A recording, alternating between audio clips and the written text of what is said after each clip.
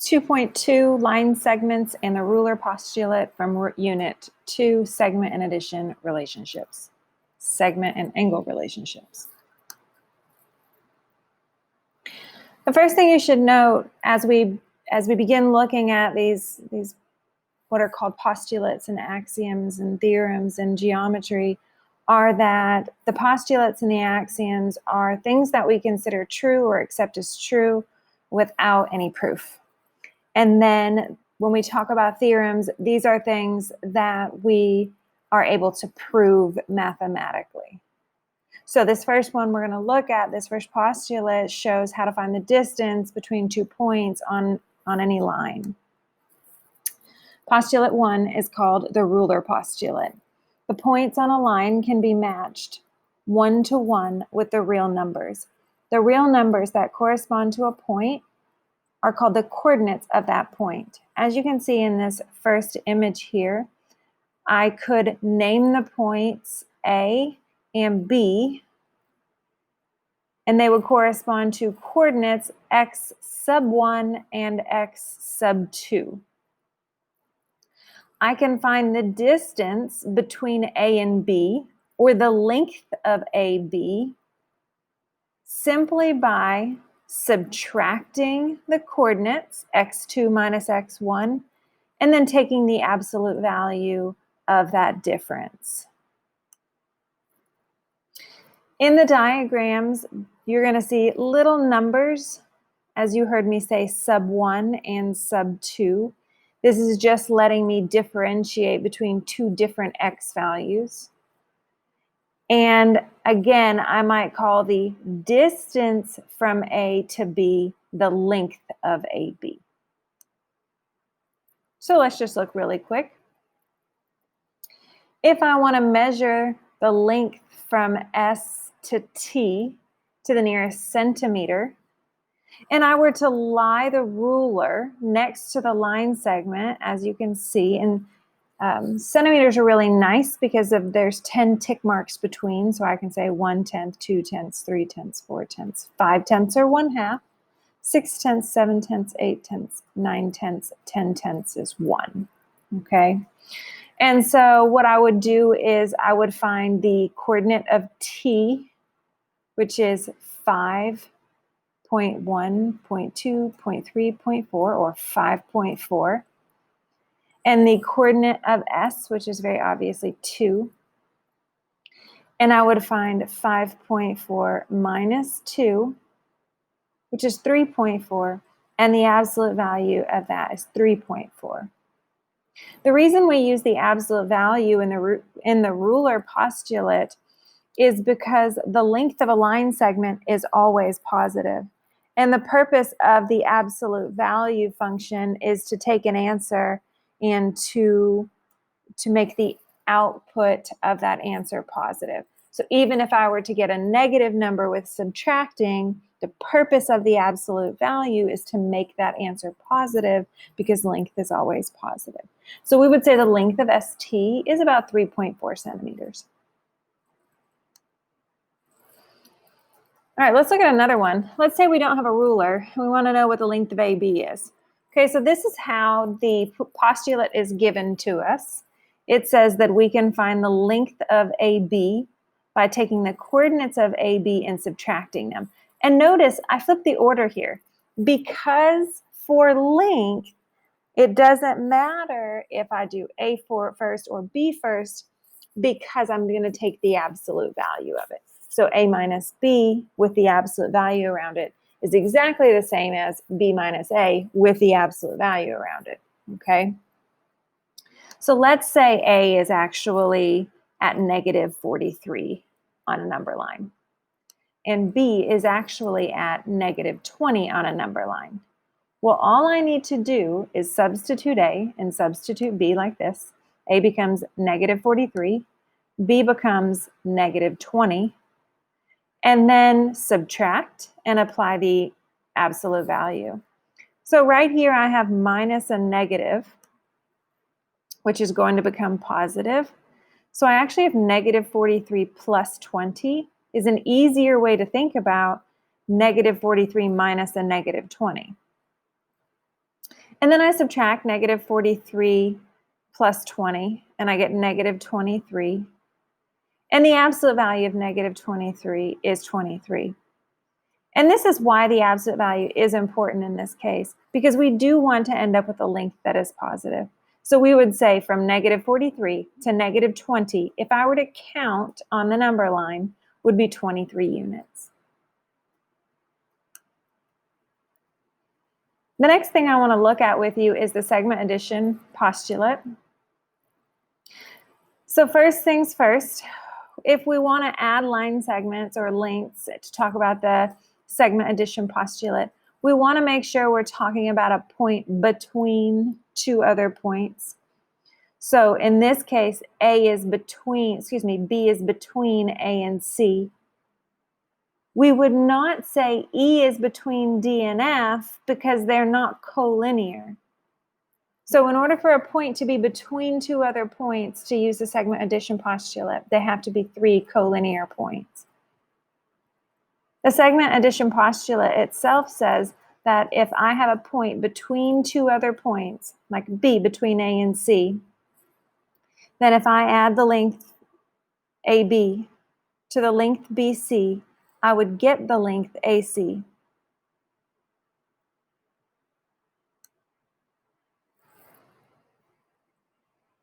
The cities shown on the map to the right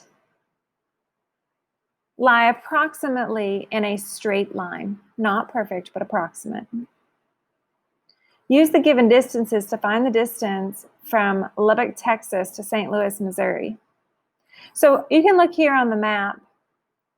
From Lubbock to Tulsa is 380 miles, and from Tulsa to St. Louis is 360 miles. So I can actually use segment addition postulate to say I know that LT plus TS has to equal LS, or the distance from Lubbock to Tulsa plus the distance from Tulsa to St. Louis has to be the distance from Lubbock to St. Louis. So all I have to do is add 380 plus 360 to get 740, meaning that the distance from Lubbock to St. Louis is about 740 miles.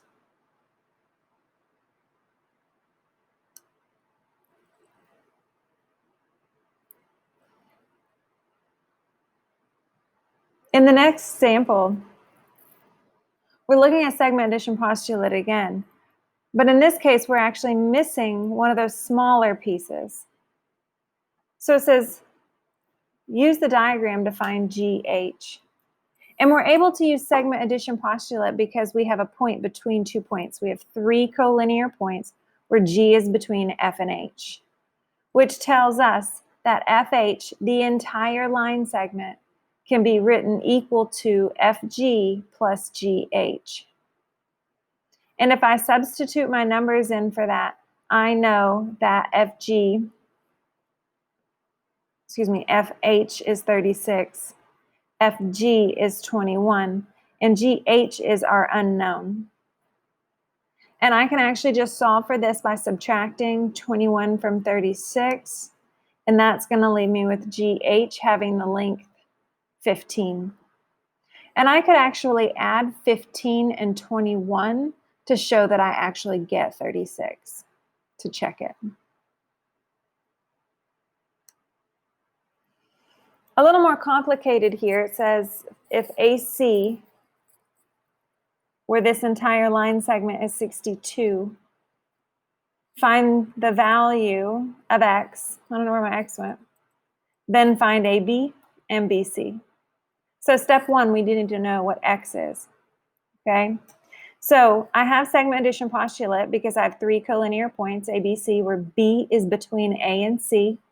So I can set this up as AB plus BC equals AC. And I'm going to give you the whole step. AB plus BC equals AC. Once I have segment addition postulate set up, I can replace AB with what it is in the picture, 3x minus 4. I can replace BC with what it is in the picture, also 3x minus 4. That isn't always the case, that these two are equal. And then that's going to be equal to AC, which is given in the prompt as 62. Combining like terms, 3x plus 3x, I get 6x.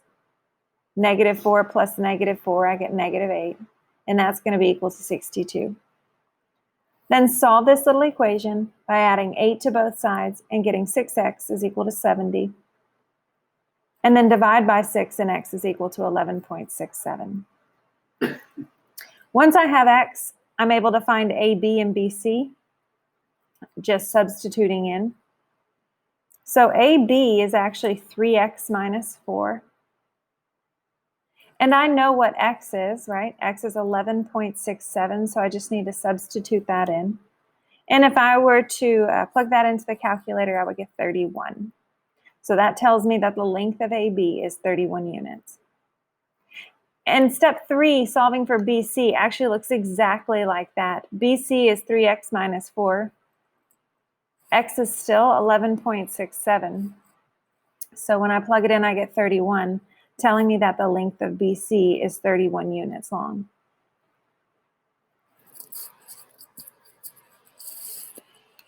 All right, let's let this guy talk to you for a minute and give you one more example.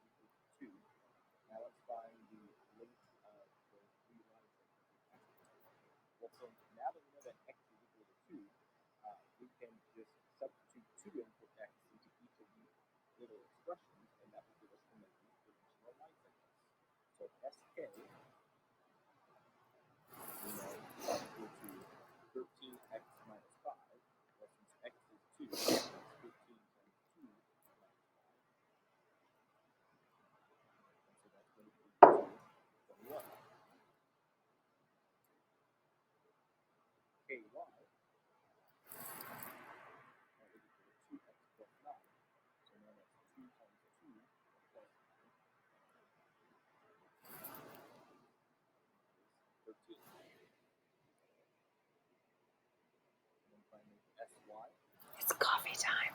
Yes.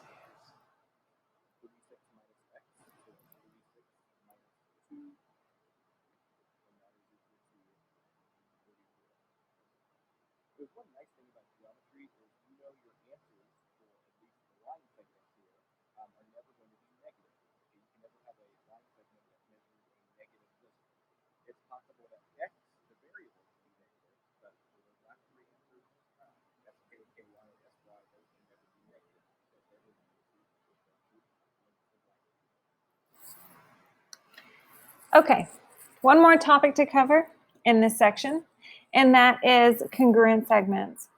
We say that two line segments that have the same length are called congruent segments. And you could say the length of AB is equal to the length of CD, meaning I measure them and I get the same number. Or you could say that AB is congruent to CD, meaning that if I were to lay AB on top of CD, they would be the exact same size. And you'll see links are used with an equal sign. And this line segments above A, B, and C, D are gone when we use an equal sign.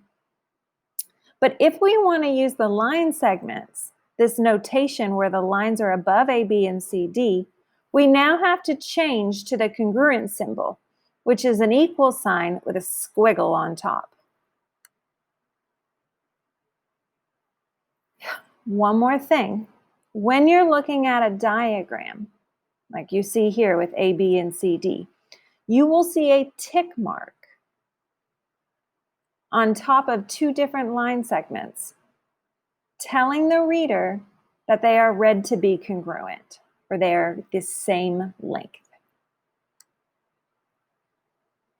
In this example, we want to compare the line segments JK and LM.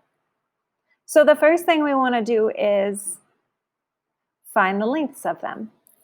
And you might want to count 1, 2, 3, 4, 5 for JK, and 1, 2, 3, 4, 5 for LM, telling me that these two lengths are the same length. We can also use our ruler postulate. If I want to count JK, notice I'm counting horizontally. So like the x-axis. So I only look at these x values. So I would say 2 minus -3, right? And remember, minus and negative is plus, so this is really the same thing as 2 plus 3, which is 5. And the absolute value of 5 is 5. And we do the same thing for LM. LM runs vertically, like the y-axis. And so we're going to be looking at the y values of these coordinates, -2 minus 3. -2 minus 3 is -5, but the absolute value of -5 is +5. And then the answer, how do we write the answer? Well, we would simply say JK and LM have the same length, so JK is congruent to LM. Okay, you have a quizzes for practice you'll find linked in It's Learning. If you need to refer back to this lesson, it is also linked in It's Learning.